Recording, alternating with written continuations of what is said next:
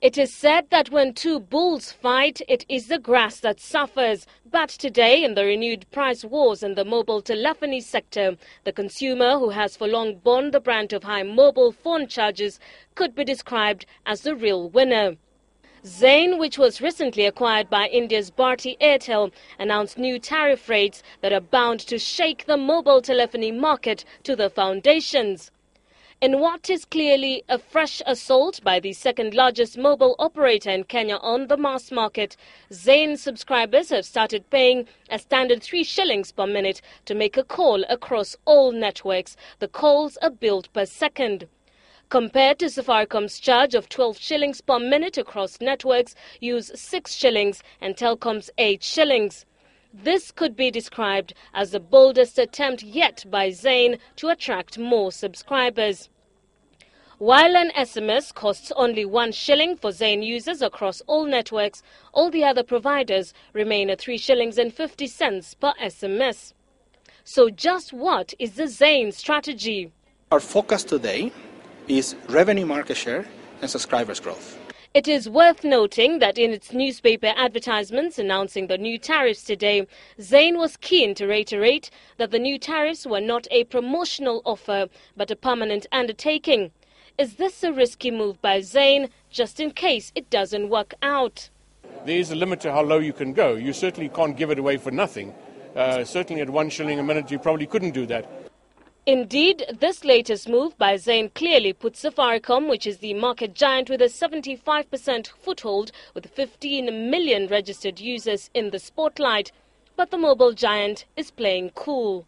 I think we have to wait to see what the Safaricom response is going to be, if there is going to be a Safaricom response. But I'll reiterate what I've said before. You know, our business, all of our businesses, in the end, have to make a profit. You, whose parent company ISA Telkom, share a common market and strategy in India with Bharti Airtel, which is the Zain parent company, says it saw this move coming. So does this mean that you is also likely to deploy a similar strategy? Bringing down the prices by the operator was something which was well anticipated. We ourselves are working on that, and before the day closes, I think you would be hearing from us about the new rates that we are going to float in the marketplace. With Safaricom viewing this as a move that may not be sustainable, just how will Zain achieve sustainability? By bringing Bharti Airtel to Africa, obviously they're bringing with them, as shareholders, massive economies of scale from India. Okay, so our cost structure going forward will obviously be reduced dramatically. The next battle will be on 3G and data, where all the players are keen to be the market leader. But for the first time since mobile phone operators set up shop in Kenya, the consumer whose mobile phone has now transformed into a mobile wallet as well as a channel to access the internet seems to be the ultimate winner. Terry-Ann Chubet, Citizen News at 9. Just a day after being sidelined from the Cabinet Committee on the implementation of the new constitution, ministers who spearheaded the No campaign have played down their exclusion. Higher Education Minister William Ruto said his team would continue playing its part in the implementation process, with or without being in the implementation committees. We must ignore those who want to take us back to yes and no. The yes and no chapter is closed. The chapter that is open now is the implementation of the new constitution and the improvement of the new constitution. The 16-member cabinet committee will be co-chaired by President Kibaki and Prime Minister Raila Odinga and has the responsibility of pushing for the enactment of laws that will operationalize the new constitution. If it is giving the impression that it's only yes side, the people who voted yes who are in this committee, and that's going to give the bad impression, I want to make sure that the cabinet clears the air on that and even expands it to include all of us. Intense lobbying is on as members of parliament compete for inclusion in the critical parliamentary oversight committee. The cabinet increased the number of committee members from 15 to 21, and parliamentary political parties are expected to nominate their representatives in the team soon. ODM has already indicated that it would lock out any of its members of parliament who campaigned against the new constitution. Not everybody is going to be in the committee. Those who will have a chance to serve in the committees will not be serving in the committees to perpetuate the yes and no.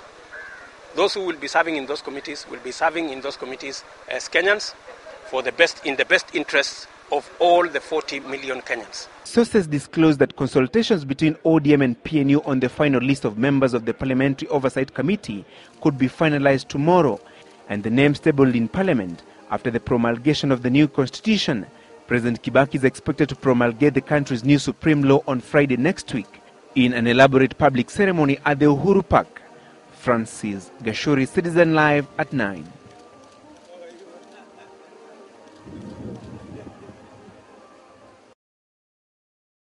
Si wanyonge, wana si waoga.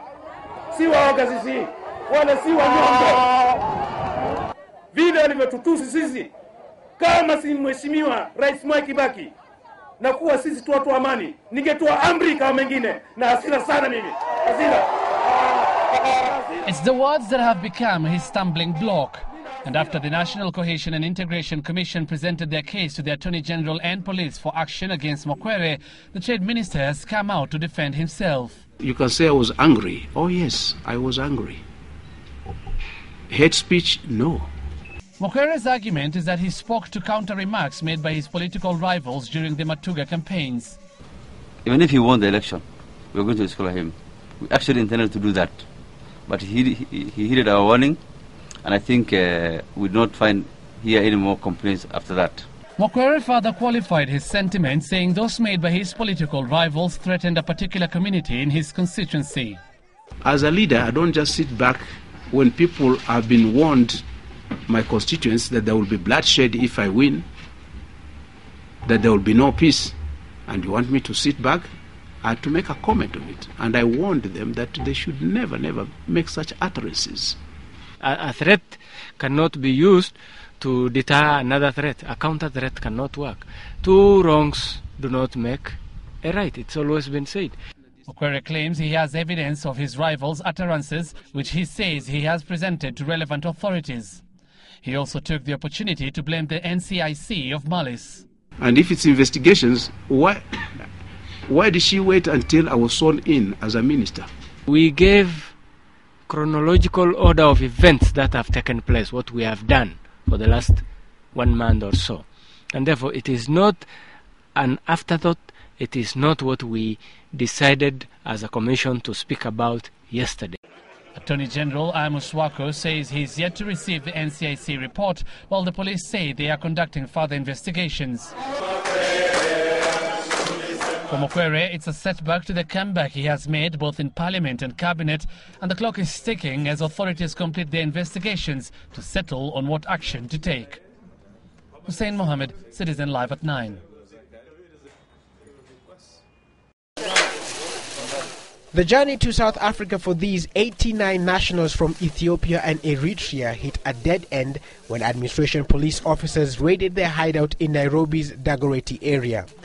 The aliens, who are believed to have sneaked into the country 2 weeks ago, have been living in this 3-bedroomed house. The rooms are too tiny to accommodate them, forcing others to sleep in the toilets. Police say they received an anonymous tip at around 9:30 p.m. last night that there were several aliens locked in one of the houses in Gashungu village. So we raided this house at 4 in the morning. We didn't even expect to get this kind of magnitude, this number. We were expecting about 5 to 10 people. But it's at 4 in the morning we got to the 89. Police suspect that most of the aliens were trained soldiers after displaying militaristic skills when they were ordered to come out of the house. Most of them had genuine passports and travel documents believed to have been processed by a human trafficker still at large. The aliens claim to have been given money for facilitation and promised safe passage to South Africa via Isinya and Tanzania. I lived in Kenya or 1 year. After 1 year, I communication language, and I communicate, and I go another country. Which country now? South Africa.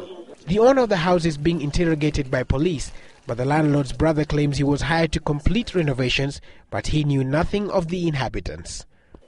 89 foreigners bundled together in one house with one thing in their mind: a hope for a better life. Willis Raburu, Citizen Live at 9. Land has over time been identified as one of the principal catalysts of ethnic conflicts, and the provisions on land in the ratified constitution are expected to answer the pressing question of inequality in accessing and owning land as a factor of production. But question of prescribing the minimum and maximum land holding acreages in respect of private land might prove a tough one for Parliament.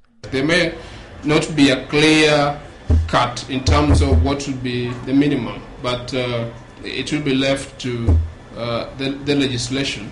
Parliament will also have to prescribe the maximum and minimum acreage of land on agricultural, commercial or industrial land. Because there are several ways on how you can encourage utilization of land. Because speculative generally is that probably somebody feel they're not encouraged to use it, or some just have it that they want to make a huge return. But these powers have not gone down well with some landowners. Mashamba yetu ya Dagoretti ikae tuka freehold title na tukaa na ile ambayo tunatakiwa kuwa nayo. Hii mashamba ilikuwa ya maguka yetu na mwingine pia alikuwa na watoto wengi. Na kama hiyo ni shamba hata akiona ni kubwa ni kidogo kwa sababu tuko na watoto wengi. We believe that those people who are going to suffer, they're those people who own small plots small plots of land within the country. However, Article 40 on the Bill of Rights in the ratified constitution states that every person has the right, either individually or in association with others, to acquire and own property of any description and in any part of Kenya. Some of the instant changes that will take effect when the new constitution takes effect is the equitable access to land, security of land rights, sustainable and productive management of land's resources, and elimination of gender description in law, custom and practices in relation to land and property. After 27th August, the government will have 18 months to revise, consolidate and rationalize the existing land laws. The National Land Commission has also been mandated to investigate present and past land injustices. Land leasehold of 999 years has been commuted to 99 years. Regardless of the minimum and the maximum acreage of land that Parliament will set, there is no provision in the ratified constitution that allows the government to forcibly acquire land that is legally owned. Chris Dairu, Citizen Live at 9, Nairobi.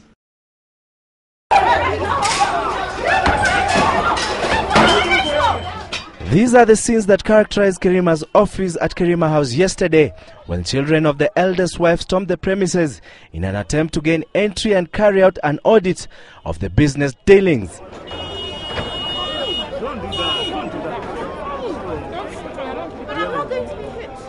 Most of the Kerima business have their flagship here at Kerima House. But what is emerging is that the scenes witnessed over the past fortnight have been all about control of Kerima's vast estate.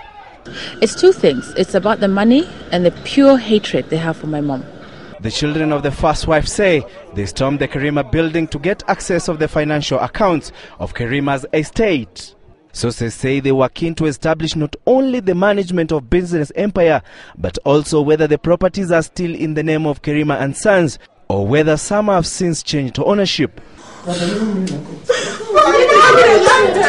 They claim that a lot of documents could have been altered in the 2-year period when their father was locked away from them by the third wife, Teresia Wairimo. They've been embezzling thousands of shillings from the family. Who are they to come and audit their books? It's not their business. They've never been there. They've never worked for Mzee. The Kerima estate is estimated to be worth 750 million shillings. But this is just a modest estimation, with interests mainly based on real estate in and around Nairobi. And given that some of it may be as of yet undiscovered, it could rise well into $1 billion shillings plus.